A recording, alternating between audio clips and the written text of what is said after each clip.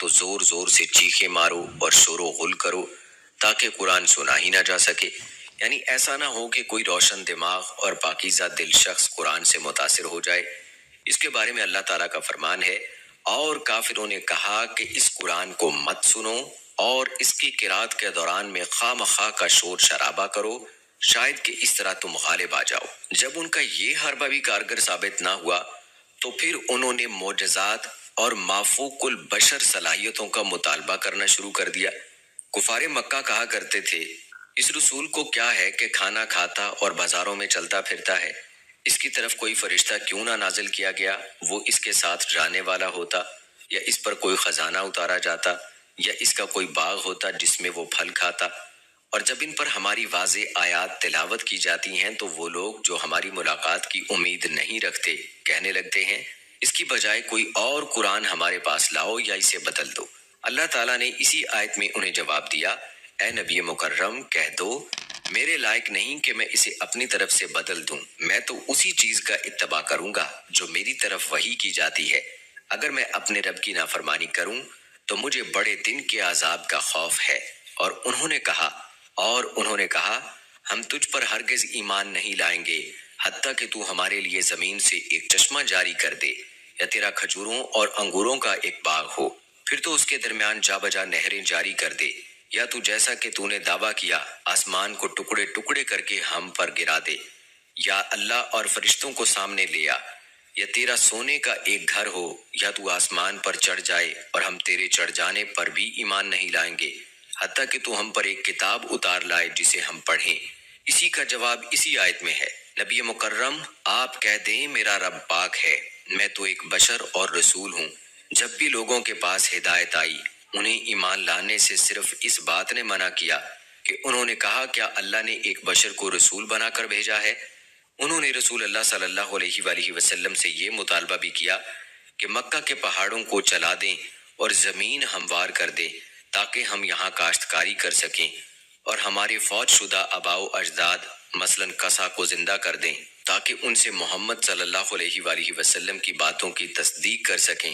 اللہ تعالیٰ نے اس کا جواب ارشاد فرمایا، اور اگر واقعی کوئی ایسا قرآن ہوتا جس کے ذریعے سے پہاڑ چلائے جاتے، یا اس کے ذریعے سے زمین قطع کی جاتی، یا اس کے ذریعے سے مردوں سے کلام کیا جاتا، تو بھی وہ ایمان نہ لاتے، بلکہ اللہ ہی کے لیے سارا اختیار ہے۔ یعنی اللہ تعالیٰ کی مرضی کے بغیر میں ان میں سے کوئی کام نہیں کر سکتا۔ دراصل ان کے لیے یہ مطالبات ضد و عناد کی بنا پر تھے، ان کا مقصود رشد و ہدایت حاصل کرنا نہیں تھا، اس لیے ان کے اس قسم کے اکثر مطالبات پورے نہیں کیے گئے۔ اللہ تعالیٰ کا ارشاد ہے، اور انہوں نے اللہ کے نام کی بڑی مضبوط قسمیں کھائیں کہ اگر ان کے پاس کوئی نشانی معجزہ آ جائے تو وہ اس پر ضرور ایمان لے آئیں گے۔ اے نبی کہہ دیجئے، نشانیاں تو صرف اللہ کے پاس ہیں، اور تمہیں کون سمجھائے کہ یہ نشانی جب آ جائے گی تو وہ ایمان نہیں لائیں گے۔ اور اگر بلا شبہ ہم ان کی طرف فرشتے نازل کرتے اور مردے ان سے کلام کرتے اور ہم ہر چیز کو ان کے سامنے لا اکٹھا کرتے تو بھی وہ ایسے نہیں تھے کہ ایمان لے آتے، مگر یہ کہ اللہ چاہے، اور لیکن ان کے اکثر جہالت سے کام لیتے ہیں۔ اور فرمانے باری تعالیٰ ہے، اور ہمیں منع نہیں کیا اس سے کہ ہم نشانیاں بھیجیں، مگر اس بات نے کہ پہلے لوگوں نے انہیں جھٹلایا تھا۔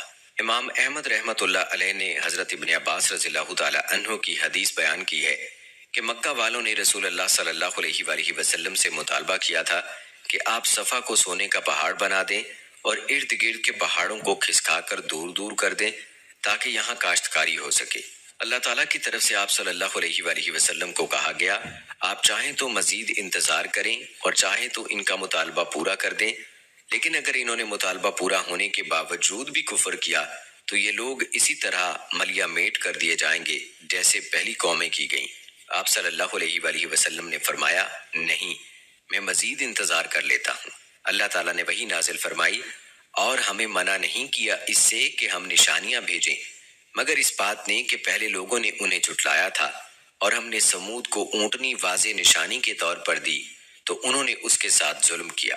یہ بھی روایت ہے کہ انہوں نے آپ صلی اللہ علیہ وآلہ وسلم سے مطالبہ کیا کہ ایک مخصوص پہاڑ کو سونا بنا دیں تاکہ وہ اسے کاٹ کاٹ کر سونا لاتے رہیں اور انہیں موسم سرما و گرما کے تجارتی سفر کی ضرورت نہ رہے۔